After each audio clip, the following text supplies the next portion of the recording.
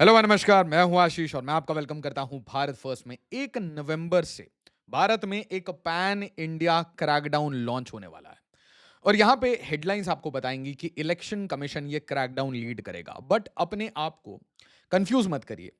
ये क्रैकडाउन भारत के स्टेट के टुवर्ड्स है। मतलब पूरा तंत्र, चाहे सेंट्रल गवर्नमेंट हो, स्टेट गवर्नमेंट हो, इलेक्शन कमीशन हो, सब एक यूनिफॉर्म, एक सिंगल डायरेक्शन में एक्ट कर रहे हैं। और यह भारत के पड़ोसियों के लिए हो रहा है। भारत की इंटरनल सिक्योरिटी, एक्सटर्नल इन्वायरमेंट, और जिस तरीके से नेपाल में देखा, श्रीलंका में देखा, बांग्लादेश में देखा, पाकिस्तान अफगानिस्तान में देखा, हर जगह हम क्या देख रहे हैं? एक टर्बुलेंट, केओटिक साउथ एशिया। इसका मतलब सिंपल है कि भारत के ऊपर भी प्रेशर्स बनेंगे। मैंने आपको रिसेंटली ये भी बताया कि एक रूमर चल रही है, कि स्पेक्यूलेशन चल रही है एससीओ से रिलेटेड, कि भाई एससीओ में क्या हुआ। फिर एक भाई अमेरिकन वो ठुक जाता है बांग्लादेश में, फिर एक पाकिस्तानी ठुक जाता है। अब ये रूमर्स हैं, रियलिटी है। फिर एक मेजर जनरल लेवल का, लेफ्टिनेंट जनरल लेवल का आदमी स्टेटमेंट देता है कि इंडिया के ऊपर अटैक ईस्ट से होगा। फिर भाई आईएसआई के बंदे वो ढाका विजिट करते हैं, यूनुस से मिलते हैं, डिस्टॉर्टेड मैप शो करते हैं। तो इसलिए भारत को सतर्क तो रहना पड़ेगा, बट साथ ही साथ पूरे तंत्र को, मतलब the state will have to act. यहां पे विल हैव टू, ये नेसेसिटी है, ये अर्जेंसी है, ये इमरजेंसी जैसे सिचुएशन हो जाते हैं कि आपको एक्ट करना पड़ेगा तंत्र को बचाने के लिए। धर्मो रक्षति रक्षिता। आपको धर्म की, आपको स्टेट की रक्षा खुद करनी पड़ेगी, तभी स्टेट आपको और मुझे बचा के रखेगा। और इसीलिए इलेक्शन कमीशन तो एक नाम है, यहां पे भारत का कंबाइंड स्टेट एक साथ काम कर। Election commission press conference live, EC presser begin shortly, pan India SIR likely to be announced. अब ये कहानी जाने से पहले मैं आपको रिक्वेस्ट करूंगा कि हमारे जो स्वदेशी चैनल है उसे जरूर ज्वाइन करें। वीडियोस की नोटिफिकेशन आपको पता नहीं क्यों नहीं मिलती, बड़े सारे मैसेजेस आते हैं कि सर वीडियोस रेगुलर नहीं आते। मैं भी डिमोटिवेटेड हो जाता हूं, आपको नोटिफिकेशन नहीं मिलते, आप वीडियो देखते नहीं है। मैंने कहा यार फ्रीक्वेंसी कम करके देख लेते हैं। तो आप अगर हाई फ्रीक्वेंसी से वीडियोस देखेंगे, मेरे ग्रुप्स को ज्वाइन करेंगे, तो मैं भी हाई फ्रीक्वेंसी से दिन के 2-3 वीडियोस हर दिन लेके आऊंगा। तो इंडिया फर्स्ट भाई आशीष मालविया, साथ ही साथ टेलीग्राम और व्हाट्सएप पे जुड़िए। अगर आप अर्ताई पे नहीं है तो ही जुड़िए इनसे। साथ ही साथ अगर आप इंडिया फर्स्ट, भारत फर्स्ट को सपोर्ट करना चाहते हैं, आप सक्षम हैं, तो जरूर सपोर्ट करें। बड़े सारे हमारे viewers all over the globe वो सिचुएटेड हैं। नाउ ध्यान से देखिए, election commission to announce nationwide SIR schedule on Monday, first phase to cover Bengal, Kerala, Tamil Nadu. Now यहां पे जो सेकंड सेंटेंस है उसका एक ही कीवर्ड आपके लिए इंपॉर्टेंट है, वो है बंगाल। केरला, तमिलनाडु ठीक है, अकेले एक स्टेट को आप कर नहीं सकते। सबसे पहले बिहार से कहानी शुरू हुई। बिहार के बाद जो मेन टारगेट है आज भारत के स्टेट का, जब स्टेट कहूंगा तो क्या, भारत के पूरे तंत्र का, कि वेस्ट बंगाल को किसी भी तरीके से ठीक करना है। धीरे धीरे वेस्ट बंगाल के ऊपर ढाका के इंप्रिंट्स पड़ते जा रहे हैं। ढाका से एक तो बॉर्डर प्रेशर है, ऊपर से कल्चरल प्रेशर है, उसके ऊपर से रेडिकलाइजेशन के फियर्स हैं, उसके ऊपर से एक मैं कहूंगा प्रॉक्सी थ्रेट, जिस तरीके से पंजाब को डिस्टेबलाइज करी 1980s 90s में, कश्मीर को डिस्टेबलाइज किया 1980s से, कंटिन्यूसली ये चलता रहा। अब कोशिश है कि भारत के नॉर्थ ईस्ट, मतलब अब अष्टलक्ष्मी की बात करिए, और साथ ही साथ वेस्ट बंगाल, असम, झारखंड, उड़ीसा। नाउ जब मैं बोलता हूं झारखंड, उड़ीसा, यहां पे आज भी जो स्टेट गवर्नमेंट है वो सक्षम है कि अभी से ताबड़तोड़ क्रैकडाउन होना शुरू हो तो काम हो जाएगा। बट वेस्ट बंगाल में एक पैन इंडिया एफर्ट की जरूरत है। Same goes out for Assam. अच्छी बात यह है कि असम में यह क्रैकडाउन काफी टाइम से चल रहा है, जुडिशियरी का भी काफी बड़ा सपोर्ट है, स्टेट गवर्नमेंट का भी कंटिन्यूस वर्क है।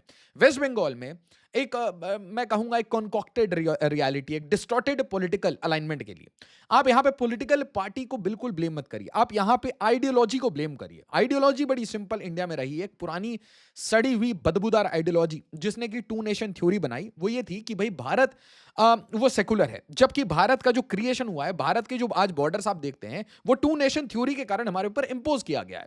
तो अगर हम अपने कल्चरल इश्यूज को, रिलीजियस इश्यूज को कारपेट के अंदर ब्रश करते रहेंगे। प्रवीण दीक्षित सर के साथ पॉडकास्ट किया, वहां पे मैंने ये सिंपल क्वेश्चन पूछा और उन्होंने कहा कि देखिए कास्ट की भी ऐसी अलाइनमेंट्स थी, कास्ट में भी ऐसी कुछ इश्यूज थी, रीजन में भी इश्यूज थी। हमने क्या किया, हमने उसे एड्रेस किया, हमने उसके ऊपर डिस्कशन किया, उसे सॉल्व किया। बट ये एक ऐसा सब्जेक्ट है जहां पे अगर आप धर्म की बात करेंगे, टू नेशन थ्योरी की बात करेंगे, तो आपको ब्रांड कर दिया जाएगा कि यार ये ना कम्युनल हो गया है, राइट। वो अलग बात है कि भारत में आपके मेरे कम्युनल होने से कोई फर्क नहीं पड़ता, वैसे भी हिस्टोरिकली राइट्स हुए और इनफैक्ट भारत की क्रिएशन के बाद भी राइट्स हुए। बट अब ये जो प्रॉब्लम है ये बड़ी सीरियस है। क्यों? क्योंकि यहां पे राइट्स नहीं हो रहे। यहां पे सिस्टमैटिकली डेमोग्राफी को चेंज किया गया है। आपके मेरे घर के पड़ोस में सिस्टमैटिकली लोगों को प्लेस किया गया है, और ये प्लेस उस दिन के लिए किया गया है जब भारत पे मैक्सिमम प्रेशर हो, एक्सट्रीम प्रेशर हो। आप जरा सोचिए कि ऐसा क्या होता है कि बांग्लादेश से स्टेटमेंट्स तब आने लगते हैं, तल्ख टिप्पणियां तब आती हैं, गार्डियन ऑफ ओशन वो तब बनता है जब हमारे पाकिस्तान के साथ टेंशंस होते हैं। We'll attack from the east if India attacks from the if India attacks Pakistan. तो आप जरा इन चीजों को समझिए, इसे लाइक शेयर हाइप करिए, ग्रुप्स में शेयर करिए। Awareness is the key factor. शत्रु बोध स्वयं बोध दोनों बहुत इंपॉर्टेंट है। Election commission likely to launch SIR in West Bengal from November 1। अब आप देखिए, नेचुरल सी बात है, अगर आपने जो पॉलिटिक्स है उसको ऐसे नर्चर किया है भारत में कि सेकुलरिज्म का मतलब माइनॉरिटी अपीजमेंट है, मुस्लिम अपीजमेंट है, तो इसका मतलब क्या हुआ कि आप सेलेक्टिव होके एक धर्म को छेड़ेंगे नहीं, बाकी धर्म को बिल्कुल आराम से छेड़ेंगे। कोर्ट्स भी बहुत आराम से, अगर आपने बहुत नोटिस किया होगा तो जजमेंट्स ले लीजिए, या फिर जिस तरीके से पिटिशंस एडमिट होते हैं, आप देखिएगा एक धर्म विशेष को छोड़ दिया जाता है ये सोच के कि भाई देखिए इससे लोग आहत हो जाएंगे। बट क्या ये सोल्यूशन है? सोल्यूशन है डिबेट्स।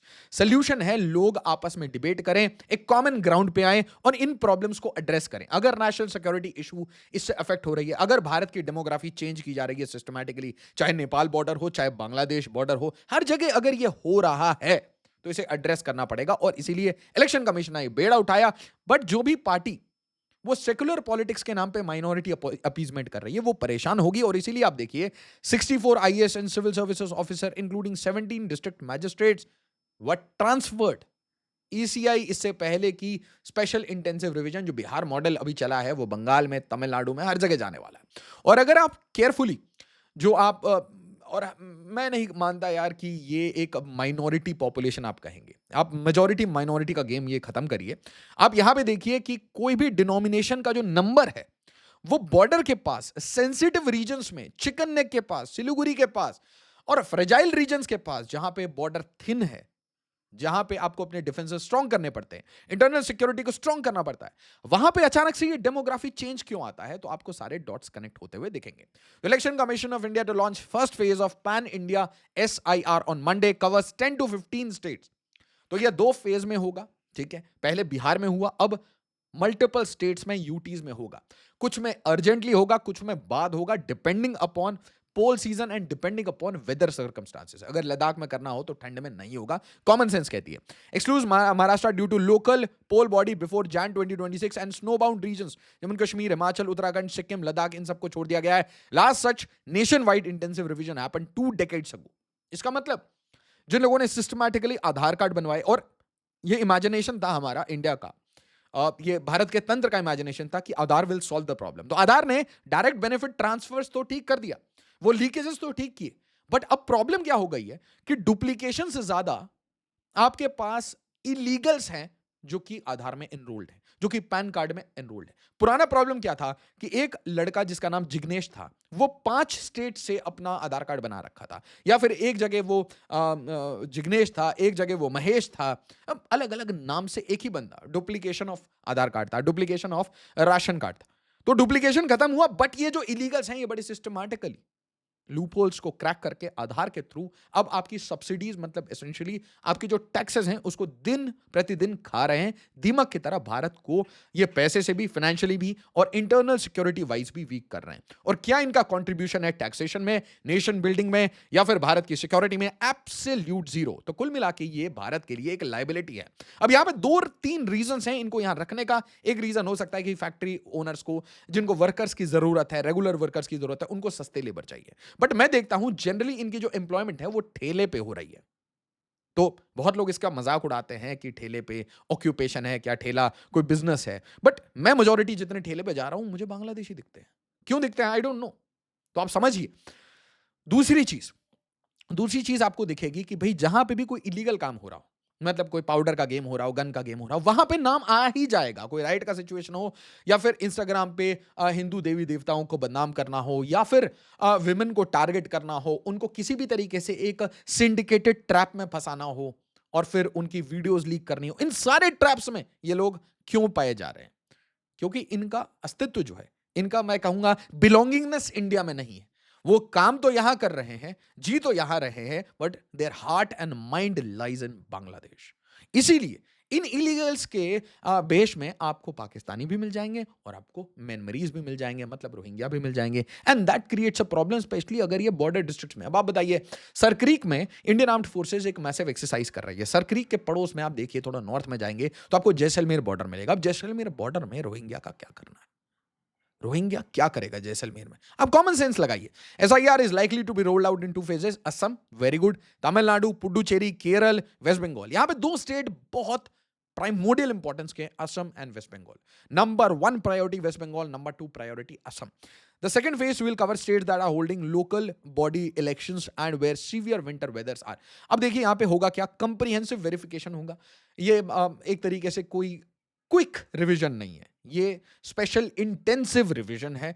अच्छा, आइडिया क्या है? Duplication, dead shifted, illegal entries, और जितने भी लोग माइग्रेट कर गए हैं, परमानेंट अपना उनका ऑक्यूपेशन किसी और स्टेट्स में है, वो 2 जगह वोट कर पा रहे हैं, 2 जगह उनके नाम है, 3 जगह घर बने हैं, तो ये सारी चीजें क्लियर करनी है। बट मोस्ट इंपॉर्टेंटली, आज हमारी जो इंट एजेंसीज हैं उनको भी डेटाबेस चाहिए कि भाई आप चेक कर सकें कि भाई आपने चेक किया कि भाई क्या कोई क्रिमिनल रिकॉर्ड है, क्या किसी और स्टेट में नामजद है, क्या इस नाम से, इस एलियास से कोई बंदा इधर उधर घूम रहा है, किसी और स्टेट में उसने कोई कांड तो नहीं किया। तो create a clean, digitized and legally compliant voter database. और एसेंशियली ये जो पावर्स हैं ईसीआई आर्टिकल 324, 326 से ले रहा है कि भाई integrity of the election process ये सही होना चाहिए। अब क्या आपको लगता है कि ये पॉलिटिकली एक डेड इशू है? नहीं, यहां पे बहुत पॉलिटिक्स होगी और क्लियरली 2-3 चीजें बोली जाएगी कि एक तो जो रूलिंग पार्टी है वो अपने फेवर में सब कुछ करने के लिए स्ट्रेटेजिकली लोगों को रिमूव करना चाहती है। दूसरा आर्ग्यूमेंट ये आएगा कि ये एक टारगेटेड अटैक है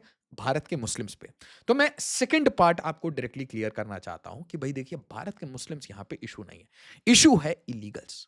अगर भारत के बाहर के कोई भी लोग हैं, या तो वो लॉ से परमिसिबल हो, भारत में रहें, या तो वो इलीगल है। अगर वो इलीगल है तो क्या उनका राइट बनता है सब्सिडी पे, रोड्स पे, टैक्सेस पे, सब्सिडीज पे, एजुकेशन पे, हेल्थ पे? Absolutely not. हम ओवरबर्डन्ड है ऑलरेडी। तो build on the Bihar SIR model with improved digital mapping and data linkages. अब यहां पे जो ऑपोजिशन का एक दूसरा आर्ग्यूमेंट आएगा वो ये है कि ये इलेक्शन से पहले क्यों होता है। अब देखिए, इसका कोई क्लियर प्लॉसिबल आपको आर्ग्यूमेंट नहीं मिलेगा, बट वो एक सिंपल सी बात है कि you started with Bihar and you have to go pan India. एक एक स्टेट, एक एक सिटी, एक एक म्युनिसिपैलिटी, एक एक गांव को ये चेक करना पड़ेगा कि क्या गांव में, क्या स्टेट में, क्या टाउन में, क्या सिटी में सारे भारतीय ही रह रहे हैं। अब इसे एसरटेन कौन करेगा? अथॉरिटीज। जब अथॉरिटीज ये एसरटेन करने के लिए एक लीगल मेथड से सीए एनआरसी पे जा रही थी, तो भारत में रोड पे प्रोटेस्ट होने लगे। तो एक ऑल्टरनेट मॉडल एसेंशियली बना, स्पेशल इंटेंसिव रिवीजन। ये सिंपल सी बात। अब यहां पे एक कंफ्यूजन होएगा कि CA NRC is equal to SIR. बिल्कुल नहीं। But SIR is part of the solution कि भाई एटलीस्ट हम ये तो इंश्योर कर पाएंगे कि जो इलीगल्स हैं वो वोट नहीं दे पाए। ये सेम काम टैक्सेशन को करना पड़ेगा, ये सेम काम जो सब्सिडीज हम डिस्पेंस कर रहे हैं उसे करना पड़ेगा, ये सेम काम आधार को करना पड़ेगा, इंडिविजुअल आईडीज को रीचेक करना पड़ेगा, चाहे पैन कार्ड हो, आधार कार्ड हो, पासपोर्ट हो, या फिर आपके इलेक्टोरल रोल्स हो। Each need to be revised in special and intensive manner. सिर्फ इलेक्शन कमीशन यहां पे कुछ नहीं कर सकता, वरना इसे पॉलिटिकल मड स्लिंगिंग में बर्बाद कर दिया जाएगा। और एसेंशियली इससे क्या होगा, वही जैसे कि आपने एक बहुत मेगा क्रैकडाउन लॉन्च किया, बट वो एक तरीके से डस्टबिन में चले गया, बिकॉज क्योंकि ऑल इकोसिस्टम सपोर्ट नहीं। तो यहां पे 1 नवंबर 2025 से, और ये एंड होगा लगभग जनवरी 2026 पे, citizen sign form 6 and provide eligibility documents. अब ध्यान से देखिए, यहां पे एक और इशू आ जाता है कि बार बार कोर्ट्स में चले जाती है मैटर कि भाई क्या इलेक्शन कमीशन सिटीजनशिप डिटरमाइन करेगा। तो सिटीजनशिप डिटरमाइन करने का काम इलेक्शन कमीशन का नहीं है, बट बिल्कुल इंटेग्रिटी के साथ इलेक्टोरल रोल्स बने, इलीगल्स उसमें ना हो, ये काम इलेक्शन कमीशन का है। तो बड़ी थिन लाइन है और इलेक्शन कमीशन की मैसिव स्क्रूटिनी होगी। अब यहां पे टेक इंटीग्रेशन होगा। 50 to 70 voters already digitally mapped with last revision. Already election commission ने सारे स्टेट्स को बोल दिया है कि be ready for pan India SIR. सितंबर से बोल रखा है। सारे स्टेट्स के जो सीईओज हैं, चीफ इलेक्टोरल ऑफिसर्स हैं, they have been asked to go for road map, और क्या क्या उनको दिक्कतें हैं, बॉटलनेक्स हैं, वो बताएं। सो ध्यान से देखिए, काम 1 नवंबर से शुरू होने वाला है। Party agents instructed to deploy booth level agents, BLAs and booth level officers. ये सब ट्रेन किए जा रहे हैं. स्टेट लेवल पे क्रैकडाउन होना शुरू होगा और सिंपल सा आपको एक आउटकम मिलेगा. Illegals will not be able to vote, but साथ ही साथ इन इलीगल्स को मैप किया जाएगा दूसरे डेटाबेसेस के साथ. ये बहुत इंपॉर्टेंट डेटाबेस बनेगा दूसरे जो हमारे नेशनल डॉक्यूमेंट्स हैं, अलग अलग आइडेंटिटी प्रूफ्स हैं उनके लिए, चाहे ड्राइविंग लाइसेंस हो, चाहे आधार कार्ड हो. Illegals should not vote. अब आप जरूर बताइए कि क्या आपको लगता है कि क्या सिर्फ ये इलेक्शन कमीशन का एक सिंगल मॉडल, क्या ये फुल प्रूफ है, या भारत की हर एजेंसीज को ऐसा एक पैन इंडिया क्रैकडाउन लॉन्च करना पड़ेगा? और क्यों ना हम, क्योंकि प्राइम मिनिस्टर ने इसके ऊपर लाल किले से बहुत ओपनली बोला है, तो मेरा क्वेश्चन ये है कि क्यों ना हम इसके ऊपर एक pan India special task force ही लॉन्च कर दें, जो कि भाई हर स्टेट में एक डेजिग्नेटेड ऑफिसर हो जो ये काम कर रहा हो, इलीगल्स को आइडेंटिफाई करना और उनको धक्का मारना, क्योंकि भारत सिर्फ भारतीयों के लिए. वीडियो को मैक्सिमम लाइक शेयर हाइप करिए, शेयर करिए, सब्सक्राइब करिए. एज ऑलवेज, जय हिंद, जय भारत.